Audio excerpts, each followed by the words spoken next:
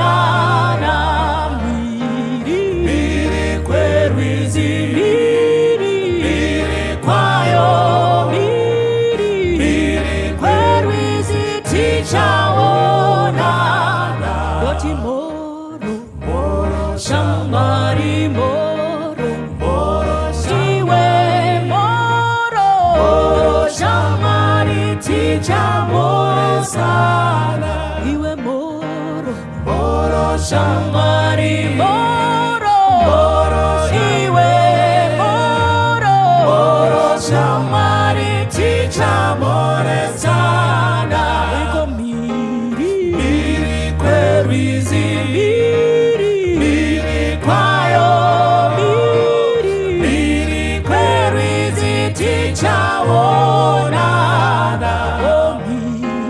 mhiri kwerwizi mhiri kwayo mhiri kwerwizi tichaonana moro shamwari moro iwe moro shamwari tichamoresana moro shamwari moro iwe moro shamwari tichamoresana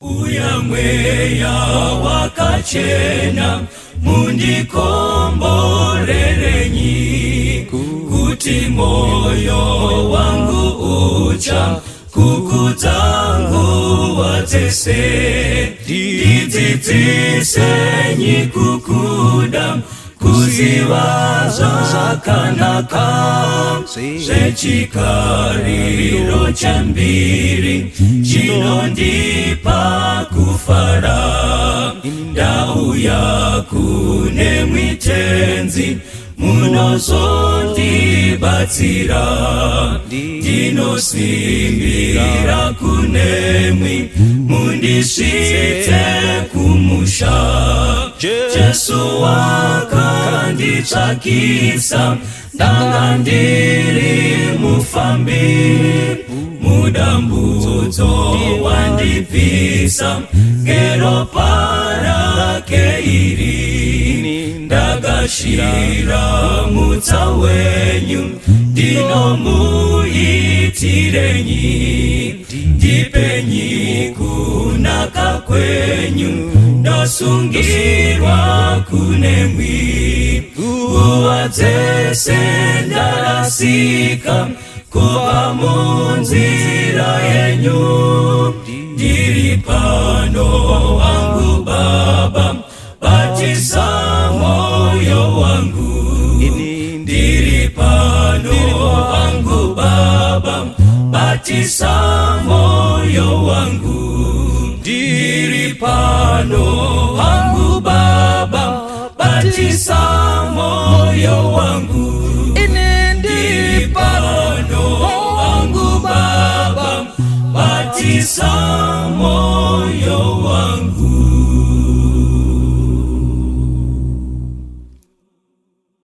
Kwazwai vana vaMwari, Exodus chapter 32 verse 26. Moses akandomira musuo remisasa akati, ani nani uri kurutivi rwaJehovha ngauye kwandiri. Vana vaRevhi vose vakaungana kwaari. Musoro wedu wenyaya uri kutiwo kurutivi rwaJehovha. Ngatinamatei. Baba vari kudenga, tenzi wokururama, mukati menguva inotoda kukutendai nekuzarurwa kweshoko renyu iro rinopa vasina mano njere. Apo shoko iri rakutaurwa Mwari, shuwiro yedu yamazera ndeyekuti pakupera kworusando runo tinge tava kurutivi rwaJehovha muzita raJesu. Amen. Famba muranda waMwari. Exodus chapter 32 ndo yachada kuti Mwari vatibatsire verse ya 1. Tsokawerenge munhu waMwari. Mwari vachitibatsira Exodus chapter 32 verse ya 1. Verse ya 1. Zvino vanhu vose vakati vachiona kuti Mozisi wanonoka kuburuka mugomo, Right. vakaungana kuna Aroni vakati kwaari, simuka utiitire vaMwari vachatitungamirira, nokuti kana ari Mozisi uyu uya munhu wakatibudisa munyika yeIjipita hatizivi chakaitika naye. Mwari akomborere kuverengwa kweshoko rake. Patiri kudzidza pana Exodus chapter ya 32, bhaibheri rinotibuditsira pachena kuna Hosea chapter ya 12 pavhesi ya 13 kuti Mozesi akanga ari a type, kana kuti musinario yatoda kuverenga akanga ari a type yaimirira Kristu Jesu. Saka patiri kuona pana chapter ya 32 tiri kuona a showdown iri kuitika inofanira kutibatsira kuti gone kuziva zvinhu zvichaitika mumazuva okupedzisira. Saka Mozesi kana maigona kurangara zvakanaka, kamubarirwo kakaitwa Mozisi ndo kamubarirwo zvakare kakaitwa Jesu. Nekuti paya kana mukaiziva zvakanaka pana Mozisi ndiye waida kutsvakwa kuurayiwa naFarao. At the same time Jesu waida kuurayiwa hozve naHerodhi. Moses akafamba aine the 12 tribes of Israel. Pamwe chete panguva iyoyo tinonawo Jesu achifamba with the 12 apostles. Moses ndiye akaselecta the 70 elders. Panguva imwe chete Jesu akatora the 70 disciples dzaakabatsirwa nadzo kuti apinde pabasa. Mukadzidza nyaya zvakanaka, even kamufiro kanoita Moses kakafanana nekamufiro kanoita zvakare Jesu. Akafa Moses akaenda kudenga, at the same time Jesu akafa akakwira akaenda kudenga. Saka tiri kuona mucherekedzo uri pachapter ya 32 unofanira kutibatsira kuona zvinhu zvichawira nyika mumazuva okupedzisira. Saka patiri kuverenga pana chapter ya 32 introduction yati vanhu zvino vakaona kuti Mozesi wanonoka kuburuka mugomo. Ndoda kuti pe background munhu waMwari kuti nyaya yakanga yabva kupi kumashure. Mwari vachitibatsira to put the flesh pana chapter ya 32 dzoka munhu waMwari. Saka pana Exodus chapter 32 Right. mazuva adarika anokwana 40 ukanorava Exodus chapter 24 pavhesi ndeya 18 yoti Mozisi akapinda mukati megore akakwira mugomo akagara mazuva ana 40 nousiku huna 40. Panopera 40 days, Exodus chapter 31 pavhesi ya 18 Mozisi apedza kutaura naMwari mukati megomo reSinai ndobva apiwa mahwendefa. Tererai pagomo reSinai Mwari akaburuka kubva kudenga kuzopa mitemo achitaura navana vaIsraeri vachinzwa nenzeve dzavo. Pamutemo waMwari hapana kutumwa Mozisi, pamutemo waMwari hapana kutaurwa naAroni kana naany prophet. Mwari vakaburuka vega. Saka pari kuitika nyaya pana Exodus chapter 32 Mwari ane mazuva mashoma 40 days chete 1 month nemazuva 9 apedza kutaura nevana vaIsraeri. Ipapa ndo patiri kuwana nyaya iri kunetsa yekuti pavumbwa chimhuru pakati pevana vaIsraeri. Ndo patiri kuwana nyaya yekuti vaIsraeri vaenda vakandoungana voti Mozisi uya munhu. Teerai vana vaMwari, Mozisi uyu ndiye akaenda pamberi paFarao, tsvimbo yake ikamedza dzimwe tsvimbo. Mozisi uyu ndiye akasimudza tsvimbo pamusoro pegungwa, gungwa rikapatsanuka. Mozisi uyu paRefidimu mvura yanetsa. Mozisi wakarova dombo mvura ikabuda. Mozisi ndiye akauya nemeseji ichibva kuna Mwari kuti vana vaIsraeri machema nokuda kwechikafu zvandakuita Mwari wati achanaisa mana. But 40 days dzapera. Introduction yevana vaIsraeri kuna Mozisi vanoti uya munhu hatizivi zvakaitika naye. Uya munhu, teererai vana vaMwari, ndo background iri kuwanika pana Exodus chapter 33 yevanhu vari kuramba Mwari ane matestimony. Saka chatiri kuona regardless nemamiracles akanga abatwa naMwari kumashure, vana veIsraeri they still went on pamberi kudhauta kuti muchinda Mozisi achiripo. Mumazuva ano atiri kurarama we have come to points even though Mwari vakaita nyasha muupenyu hwedu we have lost all hope dzekudzoka kwemuchinda namakore. Vanhu vazhinji kamubatiro katakuita upombwe kakubudisa pachena we have lost hope. Rumwe ruvengo rukupinda mukati mechechi nhasi, kumwe kupomba, rumwe corruption, fraud nebribery kampindo kadzaita munyika. Vanhu have lost hope kuti Jesu unovuya.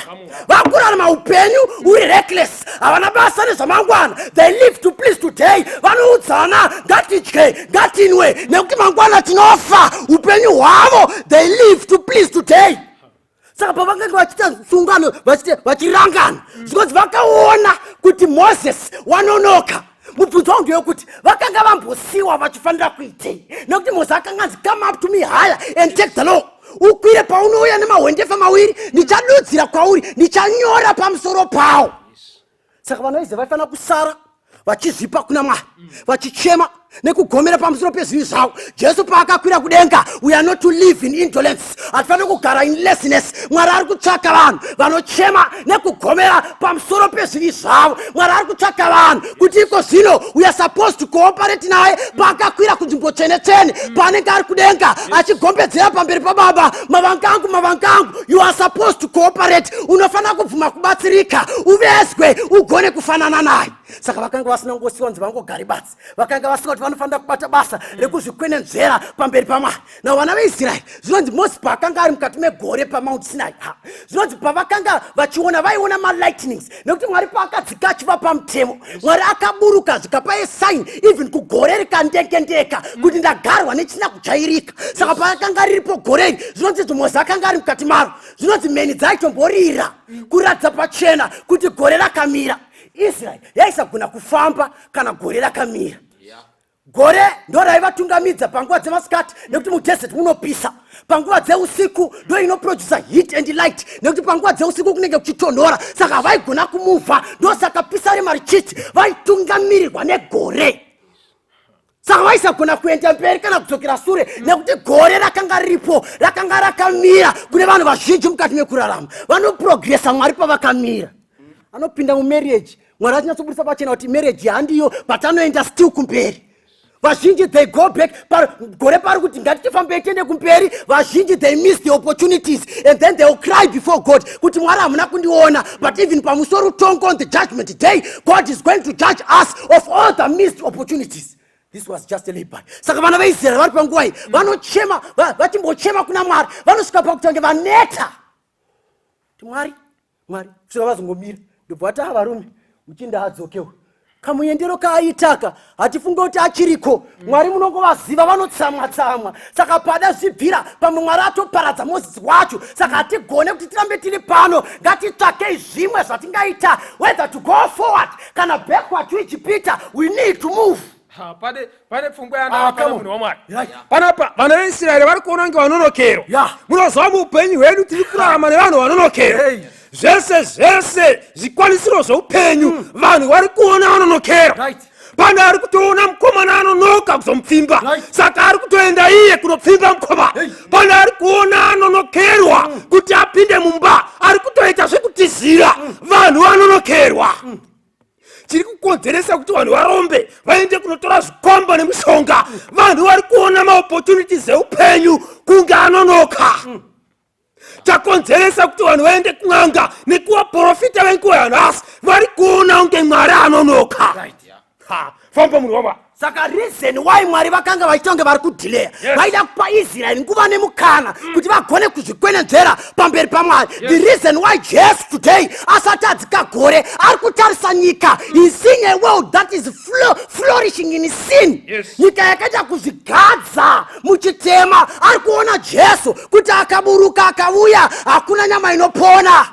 Saka anoextenda nguva yekuti ugone kusvikirwa neshoko. Ndosaka Peter wechipiri chapter 3 pavhesi 9 ichiburuka pachena, inobudisa pachena Mwari vachitaura kuti Mwari haanonoki kuita sezvaakareva achiti, sezvazvinotaura vanhu vachiti unonoka. Asi iye Mwari wacho ane mwoyo murefu, nekuti haadi kuti vamwe vaparadzwe asi kuti vose vatendevuke. Chapter 33 vhesi 11 naEzekieri yoti Mwari uJehovha mupenyu haafariri rufu rwomutadzi. Ndosaka uri kupotswa nemaaccidents iwewe. Upenyu hwako hwauri kurarama unobva wakadhakwa wodzoka kumba kuma2. Munhu ari soba ndiye anopondwa, iwe wakadhakwa ubatwi. Mwari vari kukuchengeta. Maopportunities auri kusangana nawo, uri munhu anoshusha, uri munhu anonetsa, uri mbavha gororo, but still zvakadaro God is extending his call to you. Ndosaka patodzidza bhuku dzekumba kwedu GC dzobudisa pachena kuti in love and mercy to the world, Jesus is delaying his coming so that sinners may have an opportunity to heed the warning and find in Jesus Christ a shelter before God pours out his great wrath. Vanhu vari kurarama nguva dzino dzanhasi, Mwari ari kutsvaka kuextenda ko kwauri. Upenyu hwako akazarura maoko, ari kuti regedza kuba, regedza uroyi kani, siya kani, ndakazarura maoko angu kuti uponeseke. Israeri panguva iyi vakanga vamwe vacho vane tsika dzavakanga vaadopta dzekuIjipita, dzavaifanira kuti vaprune vabvise pamusoro pavo, but they missed the opportunities. Vakaona kunge muchinda anonoka. Saka patiri kutaura nguva dzinodzi Mwari akaextenda ko kwauri. Mwari vachitiitira zvakanaka. Zvinonzi izvo nebhaibheri pana chapter 32 zvinonzi vakaungana ndobva vaita meeting, ndobva vadanana, ndobva vadedzana vamwe vose zvikanzi ngati vakomana tichasvika rini kuti tingori panzvimbo inoi. Moses watikamirira hatizivi kuti anodzoka nguvai, wakaenda kudhara 40 days akawandisa. Let us consult one another. Mwari vachitiita zvakanaka, vakatomechina zita raMwari. Mwari vachitibatsira rumeka, ngatiendei kumberi. Vanotidzokera kumashure ndevapi, vanotienda kumberi ndevapi, ndobva vawirana zvikatoita sei, ndobva vamhanya kuna Aroni. Vachisvika pana Aroni, zvinonzi Aroni akatotandavara zvake akamirira Moses. Zvikanzizvo vanosvika nestatement rekuti simuka. Kuti simuka kuburitsa pfungwa yekuti makatorara munguva zvinhu zvakaoma kudeso, wakatorara. Muka tiitire vamwe vaMwari. Vamwe vaMwari ava hatizive kuti Moses wapindwa nei, chii chaitika ikoko. Mwari vari kuda kuti upenyu hwedu tigone kumuva. We want to go. How long shall we continue to stay? We want to move. Zvikanzi Aroni tinongomuziva sepaipa tikambotaura pfungwa yaye. Aroni was not a man of courage. Akanga ari munhu he was a weakling. He was not someone who was steadfast pane tsika dzaMwari nemaprinciples aMwari. Zvikanzi akabva asvika kwavari bhati mori vati tiite sei. Zvikanzi tiitire vamwe vaMwari vanofanira kutitungamira, nekuti Mozisi hatiziva kuti chii chiri kuitika naye. Zvikanzi akabva avaudza akati ndipei zviri mukati menzeve dzenyu nemabhenguro ari mumaoko menyu ndigone kugadzira Mwari wacho. Saka meseji yatoda kuona pa ndeyekuti kamunamatiro kamazuva ano ndeke vanhu vari kuti vari kuparidzirwa vacho ndo vanotoda kuti vadictate, vaudze uyo ari kuparidza zvekuparidza zvacho. Ndo vanoti vachitoti tiitire tigadzire meseji yakati, tiburitire meseji yakati. They do not for themselves want God to speak, they want to dictate. Uya shamwari pana Isaiah chapter 30 pavhesi ya7 Mwari achitibatsira. Isaiah chapter 30 pavhesi ya7 verenga. Isaiah chapter 30. Yes, verse 7. Verse 7. Right. Nokuti Ijipita inobatsira pasina. Right, saka Mwari vari mugore naMozisi. Kwabva vatotanga kutotaura naMozisi because Mozisi panyikapo pasi pashata. Vanhu vako vari kufungidzira kudzokera back to Egypt. Saka I conversation yatiri kuona because they are thinking to draw back to Egypt. Verenga verse 7. Nokuti Ijipita inobatsira pasina. Ijipita inobatsira pasina. Zvisina maturo. Zvisina maturo. Saka ndakaitumidza zita rinonzi Rahabhi, unongogara zvake. Right, verse 7 muchishona hameno zvainoita. But ukanoidzidza zvakanaka muchirungu inotiyo. Chavanofanira kuita vana veIsraeri, they are not supposed to go back to Egypt. For Egypt will only save them in vain. Havagone kubatsirika neIjipita. Kune vanhu vazhinji vari kurarama muupenyu. Vamwe vacho vakatenda nyaya yeSabata. Ndobva vatozvimisira ndakusiya basa rinondishandisa nemusi weSabata. Kwabva vajoina chaizvo kwakumbofamba pechinguvana, mari kwakutanga kushota. Iko zvino zvinhu zvakaoma muupenyu hwake. Kubva musi wakangopinda mukuchengeta Sabata, upenyu hwake akuona ngeupenyu huri kurema, akuita pfungwa dzekuda kudzokera back. Bhaibheri rati they must stand still for the Lord. Ndosaka Isaiah chapter 40 ichiburitsa zvakanaka. Pisarima chapter 40 inoburitsa pachena Mwari oti be still and know that the Lord is God. Mwari ari kutsvaka vanhu vanotiwira. Kunyange Mwari upenyu hwako Mwari akaita seanonoka, kunyange kuroorwa kukanonoka, kunyange basa rikanonoka, zvose zvaunoda kunyange zvikaita sezvinononoka, God is seeking that your strength be found in being still. Umirire kudzikinurwa naMwari. Mwari ndo zvaari kutsvaka mukati meupenyu hwedu. Zvikanzi vakati vari ipapo vakamira Mwari achiita conversation. Uya uverenge udzwe conversation yakaitwa naMwari naMozisi. Uya utangire pavhesi 8 munhu waMwari. Vhesi 8 chizunza tichiverenga. Right. Imwe pfungwa yakaitika panyaya iyi, dambudziko hombe nderekuti vana vaIsraeri vaiti vakatarisa Mozisi, vaimuona ari Mwari wavo. Saka Moses was a man of God. Right. But he was not the God of men. Right. But ivo pavaiona Moses achiita mamiracles, pavaiona Moses achiita mharidzo yamangwanani, pavaiona Moses achipa prophecy pamusoro pekufamba kwavo vachibva kuEgypt vachienda kuKenani, vana vaIsraeri vanga vaita problem yekuona Moses saMwari. Saka Mwari anoti for the next 40 days Israeri hamungasangani naMozisi nekuti maita challenge yekuda kumunamata saMwari. Taita dambudziko mukati menyika yevanhu vanonamata the man of God instead of the God of men. Ukada kutaura pamusoro paprofet vanoita hasha but havatsamwe kana Mwari achitukwa. Problem yechipiri yandaine vana vaIsraeri vari kuti Aroni simuka utiitire vamwari chavari kuda. Vamwari vanobatika. Vanhu vane problem yekuda kunamata zvinobatika. Vanhu vane problem yekuda kusapinda chechi kana vasina chavanobva nacho kuchechi. Vakaenda kuchechi vanoda kubva nematombo. Vakaenda kuchechi vanoda kubva nesvimbo. Vakaenda kuchechi vanoda kubva nemabhengu. Saka vanoti Moses kamethod kekunamata Aaron kamethod kekunamata kaMoses aka akaite kekungoti Moses arongotisiya nemessage chete asina kumbotipawo zvinobatika. Saka ndo problem inoitika. Regai tirave vhesi ya Isaiah chapter 30 verse 8. Isaiah chapter 30 right pa verse 8. Verse 8. Verse 8. Yobva yatiyo panapa right. Zvinochienda uzvinyore pamberi pavo. Saka Mwari vari kutange vari kupedza nharaunda yavo yavari kuita naMozisi. Vari kuti Mwari panyika pashata pasa apa wasiya. Zvinhu hazvina kumira zvakanaka.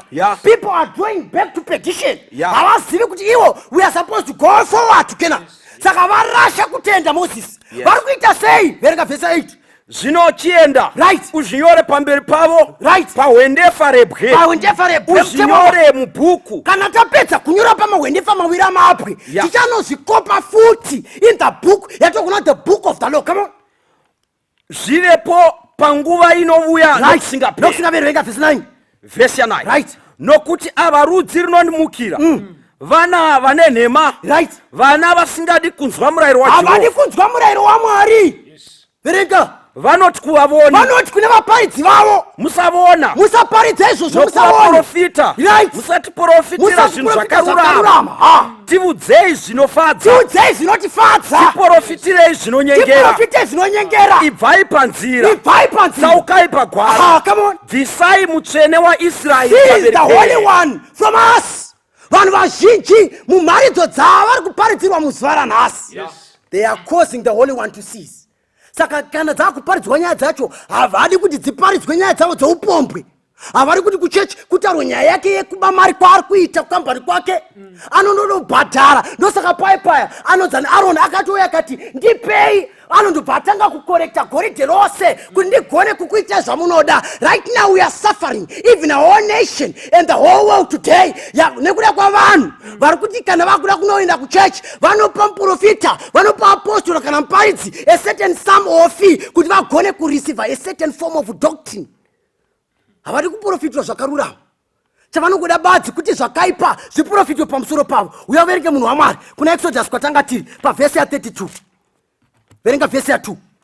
Exodus chapter 32 right verse 2 right. Zvino Aroni akati kwavari right gurai zvindori zvendarama zviri panzeve dzavakadzi venyu right nedzavanakomana venyu navanasikana venyu right.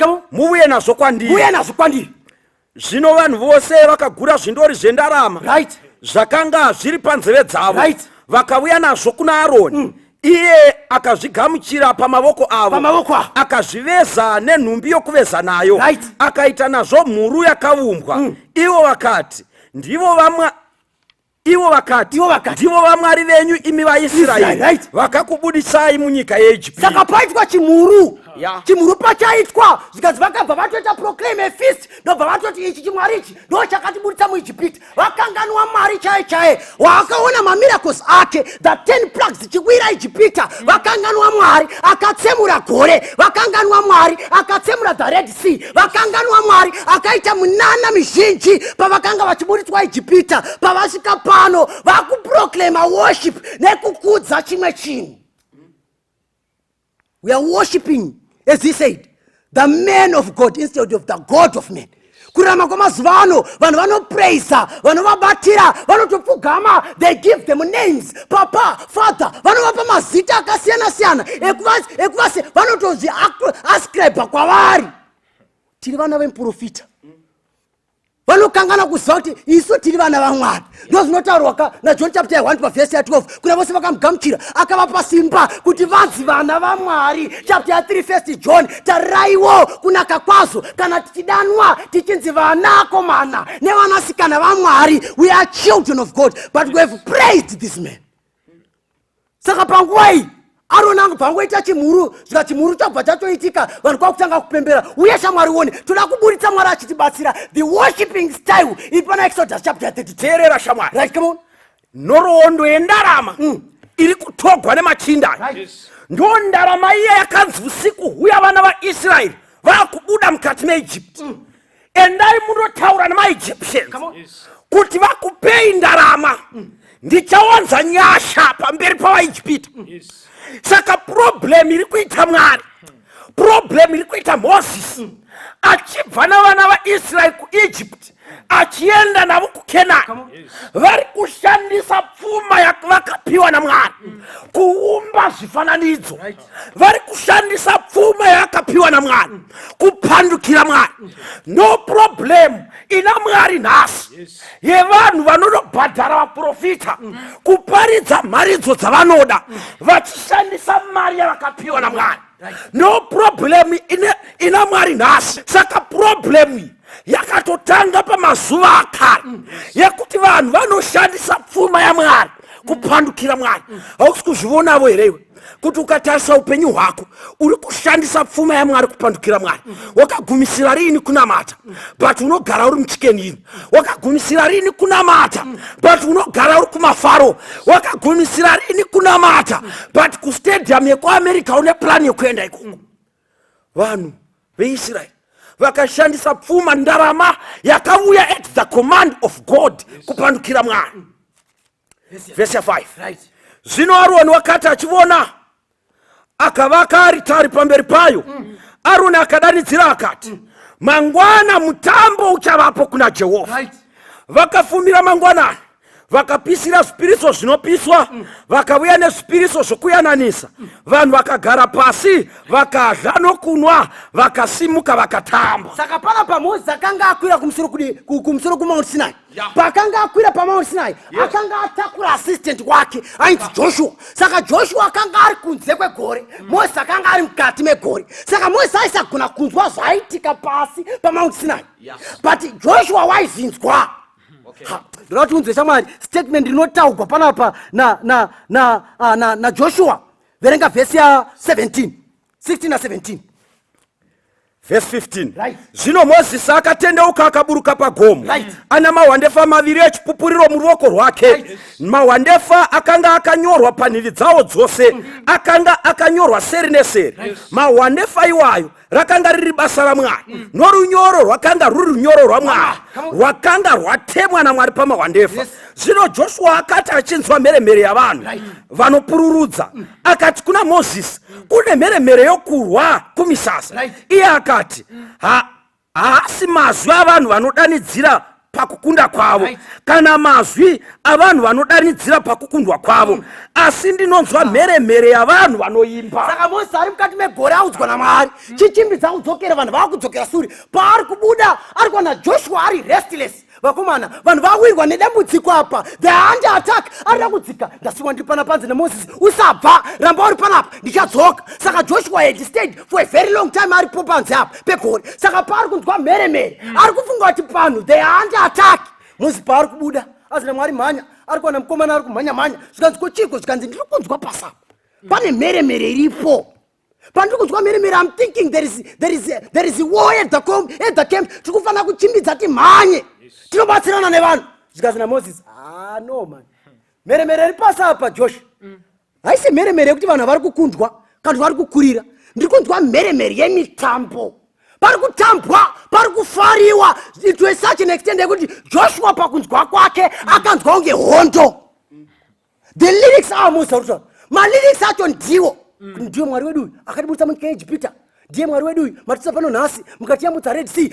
Ari kunzwa mashoko munziyo dzacho, ari kutonzwa zvechokwadi pari kuita kunge pari kurumbidzwa Mwari, but azonyatsa kuteresa akati no, the lyrics are but the music is not. Isungura iri kuimbwa apa. Of course pari kuimbwa Mwari, but izim dance iyi chikonzero akanga achiziva kuti Miriam wandoziva inini sisi vangu havaimbiri kamuimbiro ako. Mwari wake haatendedzi izvi. There is coming something in the church chiri kubviswa kunyika. Sungura dziri kupinda mukati mechechi, vanhu vachizitaura kunamata Mwari. saka akatotaura anona tomorrow is a feast unto the Lord. It is just a disguise yatiri kuona right now iri kuitika mukati memasangano. Vanhu vazhinji, they are lovers of pleasure. They justify themselves sezvinonzi vanoda Mwari vachititambira Mwari wako, but at the same time pazviri kuitika Mwari ari kuregister kuti worldliness in the church. And the blessing of God can never rest upon us. Mwari haagone kutipa mweya wake wekupedza basa. If this is what is happening in the churches today, Mwari ari kutsvaka kuti kana onamatwa anamatwe with reverence. Mwari ari kutsvaka kudzikama. Ndosaka achiti, let the whole world keep still, for the Holy One is in his temple. Mwari ari kutsvaka kudzikama, reverence amongst us. Pati kuona vanhu ari kusvika Moses ari kumhanya naJoshua, ari kuona vanhu vari kutampa, ari kuona vafanhu vakagerwa mutangara vakamira, ari kuona zvisikana zvagura masketi. It's chaos pari kutarisa. But Mwari ari kutsvaka paitsvaka ipapo kuti vanhu vazvikwenedzere kwaari. Unoziva so munhu waMwari. Vamwe vanomubvunza kuti sei musikatambi pamunonamata. Tikaronda munhoroondo yechinamato kwaIsraeri, pakatanga kutambwa muchechi kwaIsraeri nomusi uyu vanhu pavainamata chitombi. Saka kutamba pasystem yechinamato hakunei nekunamata kwaMwari wekudenga. Kutambwa pakunamata kune chekuita nekunamatwa kwechitombi. Regai ndikuudzei vana vaMwari, hapana panhoroondo yekunamata Mwari paakainvhaita muchechi yake vaimbi veBhabhironi kuti vazoimba pamitambo yekwaIsraeri. Unoziva chechi yanhaso pavanochata nekuita mitambo yavo voenda kunodaidza vanatoki vibes, but mukaronda munhoroondo yekwaIsraeri hapana mitambo yekwaIsraeri pavaentertainwa nevaimbi veBhabhironi kana veAshdodi. Mwari anotsvaka kuti kana vaIsraeri vachiita zvinhu zvavo vazviite zviperere kwaIsraeri. Ko vaAshdodi vapinda sei kuzoimbira vatambi? Munogona kusavadaidza vaimbi vacho asi music munoisa mumamemory card. Kana mitambo yekwaIsraeri, kana vekwaIsraeri vagraduata, kana vekwaIsraeri vaita mabirthday, vaisaenda kunodaidza vaimbi veBhabhironi. Mukati menguva yanhasi tiri mukati menhoroondo, saka pari kumuka dzimwe shasha mukati mevana vaIsraeri dziri kuintrodusa imwe system yechinamato inopokana naMwari. Regai ndikuudzei vana vaMwari, chechi yaMwari pairi kufamba mukati mavo pakati pavo varipo vanopinza dzidziso dzakavanda. Varipo pakati pedu vanouya nechiedza chitsva, new light. Varipo pakati pedu vanouya nedzimwe dzidziso dzisiri mukati meshoko raMwari, zvotsvaka vanogona kuvheneka. Mwari achitibatsira. Enda mberi munhu waMwari. Saka Dhavhidha vanhu vazhinji vanogona kutomutora as an excuse yokuti Dhavhidha wakatamba saka tambira Mwari wako. Badai muprofita anokudzidzisa kana kuti mufundisi anokudzidzisa shoko waidzidza nekuziva nekunzwisisa kamutambiro kakaita David, kuti David zvinonzi wakatomuka wakajamba nekuti waifara kuti Mwari waunza kundiso muIsraeri. Moses aitamba with reverence. Kamutambiro kaaita kakanga kaine reference, aijamba achifara kuti Mwari watiita zvakanaka. But iwewe Mwari vanokuona nechemukati. God searches the inner hearts of men. Paanotitarisa nekuona vanhu vachijamba nekuzvambarara machechi, God is seeing lovers of pleasure, and he has declared no lover of pleasure shall inherit the kingdom of heaven. Mazuva atirikurarama right now, people have quoted the religion of God with the form of godliness, but they lack the power thereof.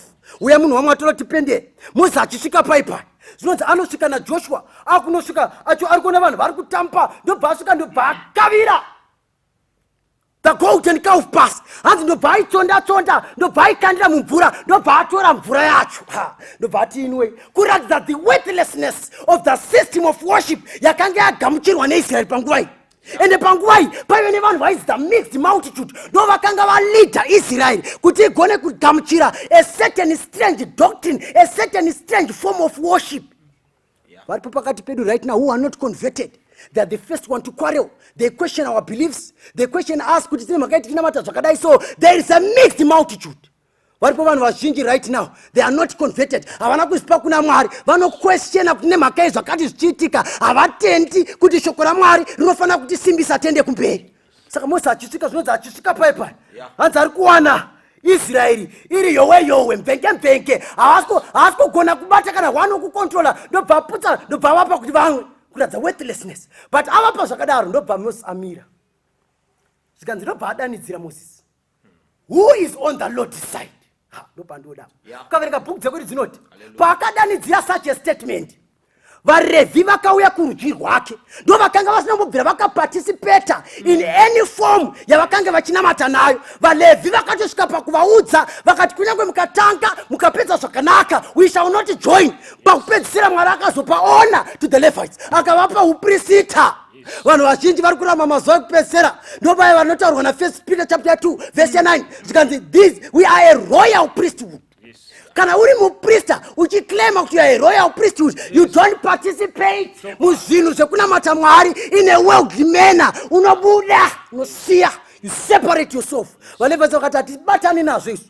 Valevhi ndobva vaya kurudyi rwaMozisi, ndobva Mozisi aparidza zvikanzi aparidza vamwe ndokutendeuka ndobva vaya kuruboshwe rwake zvikanzi vakadaro zvikanzi imimi ndimi maramba kaini ndimi maramba zvaMwari zvikanzi auna zvakadaro Mozisi. Mozisi akarwadziwa ndobva audza varevhi vanga vari kurudyi rwake zvikanzi zvomurai minondo muparadze vese. God is calling for a separation in these last days. Mwari ari kuti we must separate kubva kutsika dziri kuitwa nekunamatwa Mwari nenzira yeunyika. God is calling us out kuti the form of religion yapinda munyika right now. God is calling people out. Don't message yatinayo. God is calling us to his side. To his side. Ibva ikoko uye parutivi rwaMwari ndo Mwari zvaari kutaura mumazuva ano ekupedzisira. God is calling for a separation. Pendera munhu waMwari, Mwari achiitira zvakanaka. Kurutivi rwaMwari, Right. chifananidzo chakaumbwa, vana varevhi vakamira kurutivi rwaMwari. Vanhu vakadla, vana varevhi vakamira kurutivi rwaMwari. Vanhu ndokusimuka ndokutamba, vana varevhi vakamira kurutivi rwaMwari. Ndinoona vamwe vari pakati pokudla vombotarira kurutivi rwakanga rune vana varevhi voti aya mapenzi vanongofarira zvinhu zvinobhowa havadi kuona vanhu vachifara. Kurutivi rwaMwari teerera mudikano zvinoita kunge wakasara. Kurutivi rwaMwari zvinoita kunge usina kukwana. Kurutivi rwaMwari zvinoita kunge usina staira. Kurutivi rwaMwari kunoshoresa. But panouruka Moses achibva mukati megomo, the situation is changing. Kurutivi rwaMwari mudikano vamwe vachipfeka hembe dzinogumira mushira wakasara una fashion. Kurutivi rwaMwari vamwe vachipiwa mishonga yekudhonza varume vevamwe iwe kurogwa kuchinesa wakasara. But teerera mudikano, mira kurutivi rwaMwari. Kurutivi rwaMwari vamwe vachitamba nokunakigwa mukati memachechi. Teerera mudikano, iwe namata wakadzikama pamberi paMwari. Kurutivi rwaMwari vamwe vachiramba mutemo waMwari, mira wakasimbira pana Jesu. Let me tell you my friend, pane zuva richauya iro Jesu achadzika 17 yazvaka yoti tarirai anouya namakore, meso ose achamuvona, marudzi ose enyika achamuchema, naivo vakambaya hongu ave. Jesu achitarisa nyaya yokuuya kwake anoti sezvo zvakanga zvakaita pamazuva ano vanhu vachidya nokunwa, ndozvazvichaita pamazuva okuuya kwemwanakomana womunhu. Pamazuva aMozisi pakaumbwa chimhuru vanhu vaidya nokunwa, but pakadzika Mozisi munondo unoparadza wakafamba pakati pekembu yaIsraeri. Teerera mudikano, kurutivi rwaMwari panouya Jesu pachava nomufaro. Kurutivi rwaMwari panouya Jesu vakapusa vachava vakangwara. Kurutivi rwaMwari panouya Jesu vaitambura vachava vafumi. Iwe unenge wakamira kurutivi rwani. Teerera mudikano, ndiri kutaura newe uri kushandisa mari yaMwari kupandukira Mwari. Kurutivi rwaMwari uku ukajoina kembu yaMwari panouya Jesu unenge uri mufumi. Teerera mudikano, ndiri kutaura newe unofarira zvinofadza nyama, uri kukoka vaimbi vemunyika mukati meupenyu hwako, uri kukoka tsika dzemunyika mukati meupenyu hwako. Wadini wauya kurutivi rwaMwari? Kurutivi rwaMwari kwakanga kune rudzi rumwe chete out of 12. One tribe out of 12, the tribe of Levi. saka chii chavakaitirwa naMwari? They were made to be priests. Teerera mudikanwa, ukamira kurutivi rwaMwari une tariro yoruponeso. Chapter 20 pa6 yazvaka yoti vachaponeswa vachava vaprista vaMwari vachitonga vanhu vakaramba nyasha dzaMwari. Kurutivi rwaMwari kune mufaro. Wadini waisa upenyu hwako kurutivi rwaMwari? Wadhakwa mazuva akawanda, but upenyu hwako isa kurutivi rwaMwari. Upombwe waita mazuva akawanda, isa upenyu hwako kurutivi rwaMwari. Waisa trust muna men of God instead of the God of men. Mazuva awanda, but kurutivi rwaMwari Mwari ari kuti stand with me as my trust. Waisa trust muzvinhu zvinobatika iwewe. Waisa trust muzvinhu zvinobatika. Une zvinhu zvawakachengeteswa. But kurutivi rwaMwari Mwari ari kuti iye ndichamukipa in perfect peace, he whose heart is stayed on me. Kurutivi rwaMwari kune runyararo. I want to pray for somebody anoti I want to stand on the Lord's side. Shoko ndariwa mazuva awanda, but I have not yet made a decision. I want to stand on the Lord's side. Kana uripo wakadaro, tsinzina tinamate panguva ino. Baba vedu vari kumusha kumusoro kudenga, haisi shuviro yenyu kupedza mapeji eBhaibheri muchitiratidza drama revanhu vari kuramba nyasha dzenyu. But the purpose is to give us a warning, to stand on your side, kuti kurutivi rwenyu imi Mwari tiwane rudzikino ruchagara nokusingaperi. Mukati mechidzidzo chanhasi Mwari, ndinovimba pane wamataura naye ane upenyu hwake hwaari kuona husiri kurutivi rwenyu imi Ishe Jehovha. Paari kukupai moyo, imi mupeiwo simba rekukumirira imi Mwari. Zita renyu ngarikudzwe kubva zvino nokusingaperi nekuda kuva maponesa. Amen. Ndakarwadziwa Jehovha atsamwa, zvitema zvakandifuwira pasi. Ndakachema ndirimo mumatope, tenzi akandiburitsa kunzezve. Andiburitsa mumatope, andilisa ine parombo, ndasiyandi parweyo mumoyo rekukudza. Hallelujah. Andimisa padombo petro naye, masiko angu asimbiswa pano.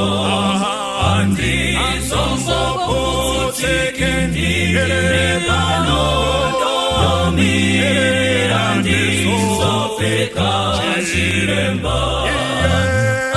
Andiburitsa mumatope, andilisa ine padombo, ndasiyandi parweyo mumoyo rekukudza.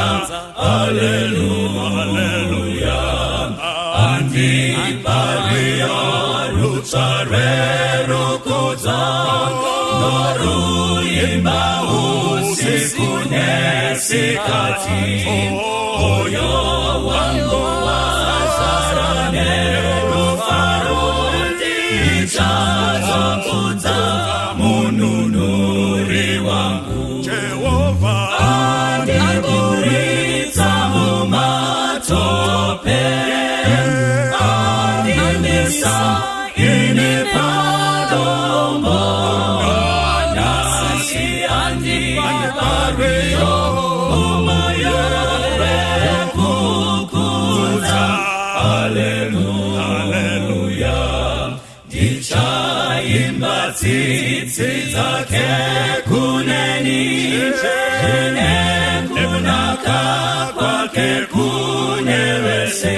Ndichazoimba ruponeso kwese, agara vese vasimbire Mwari. Ndichaimba tsitsi dzake kuneni, zvine kunaka kwake kunewese ichazo imbaruko ezokwese nakaka awese wasimire Mwari andiboreza mu matope ona anesa ine paromo nasiani ane parweyo mumoyo kukuza haleluya haleluya andiboreza mu matope andenesa ine paromo nasiani ane parweyo mumoyo kukuza haleluya haleluya nasiani ane parweyo mumoyo kukuza haleluya haleluya nasiani parweyo mumoyo kukuza haleluya haleluya.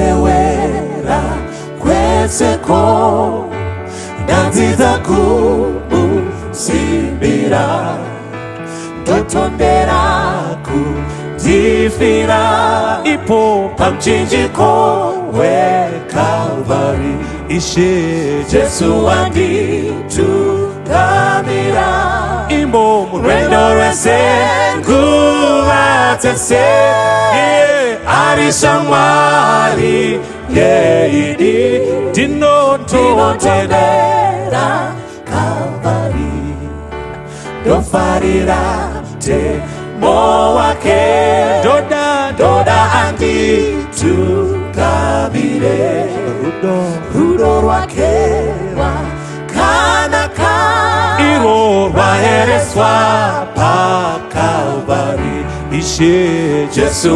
anditukamira imo murendo rwese nguvatese arisha Mwari yeidi dinotondera Kalvari dinofambandi singatyi ndofara na Kristu pedyo ndosimbira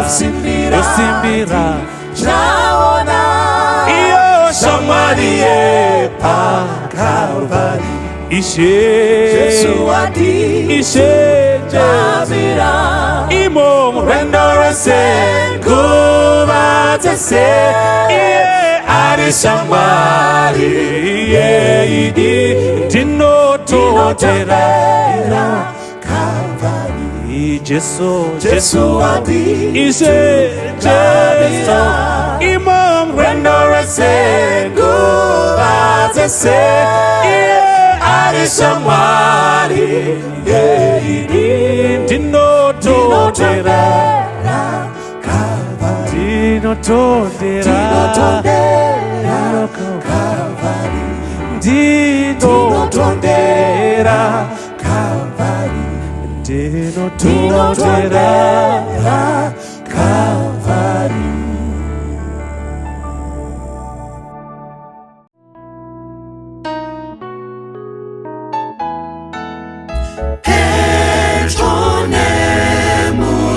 Chinjiko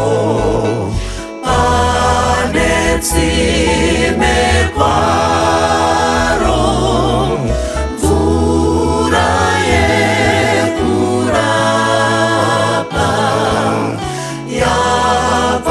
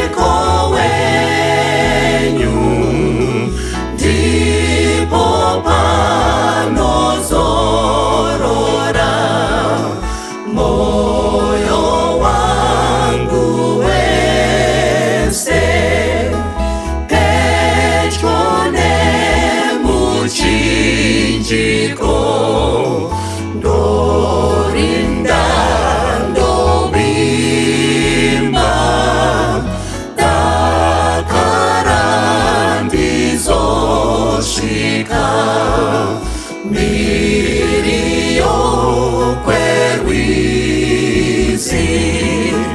Pecho Nemchinji kowenyu Dipo panozorora Moyo wangu wese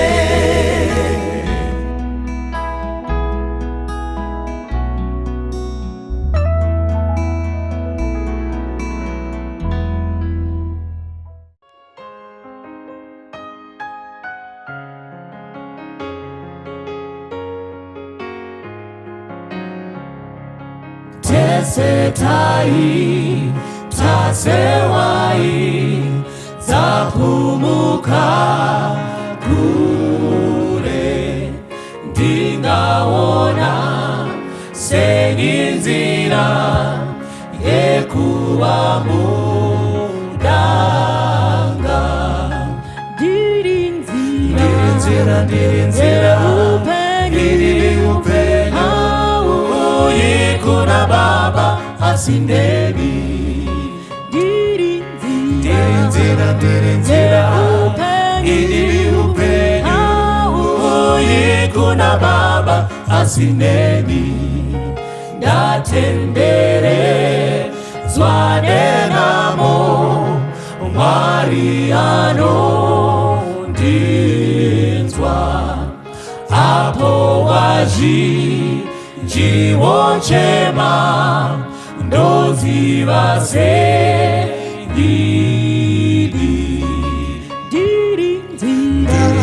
Ndirinzira, iri upenyu, kuna Baba asindeni. Ndirinzira, iri upenyu, kuna Baba asindeni. Kuna Kristu nzira neni hadi chapumuki. Oni Isa kuna Baba kumushawe mbiri. Ndirinzira, iri upenyu, kuna Baba asindeni. Ndirinzira, iri upenyu, kuna Baba asindeni. Ndirinzira, iri upenyu, kuna Baba asindeni.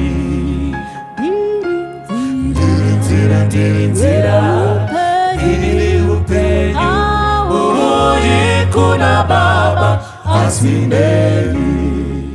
Ndanzwa nezvikomborero Muri kuvapatenzi vamwe vari kugashira madonwe mundipenyi. Mari kuneneni madonwe mundipenyi. Mari kuneneni madonwe mundipenyi. Musandi kureba bakananda shata ini itenzibu sazondisiye mutawe wenyundipenyi. Mari kuneni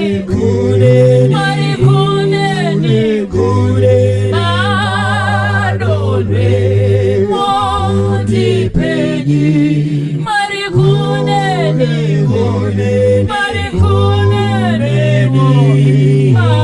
madonwe mundipenyi.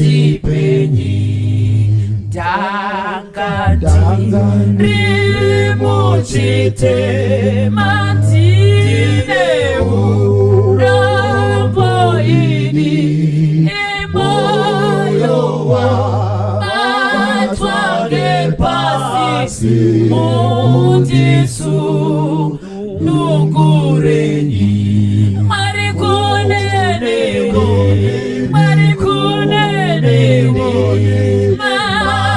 madore mundipenyi marikunene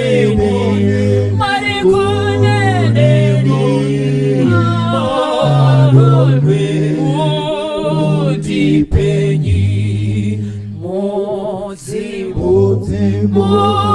musafuvu remabofu marapenyi itahu bawa wa Jesu aronyara rondipenyi